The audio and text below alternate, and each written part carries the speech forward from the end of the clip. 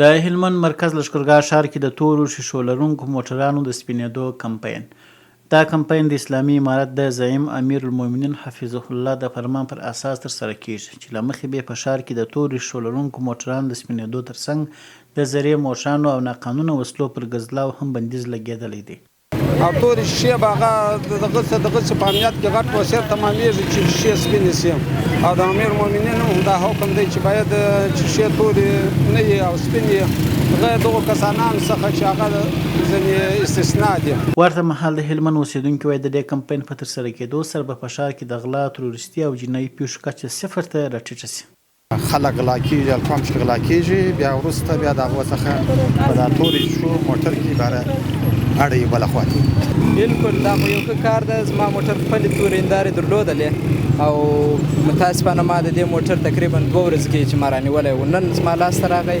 ښه اقدام دا و چې نن دا کمپاین کې د دې تورې هندارې د سپینېدو یو کمپاین و او په دې کې سپینې شوې، نو دا خو د امنیت له لحاظه ډېر ښه اقدام دی. دې ګټه دا ده چې دولتي چارواکو نه زموږ هیله هم دا ده ګټې مفیده ګټې چې کومه ده په دې وخت کې یو خو غلا څوک نشي کولی، بل هغه پټ کارونه، هغه کارونه چې زموږ او ستاسې د توقع خلاف کېږي هغه څوک نشي کوي.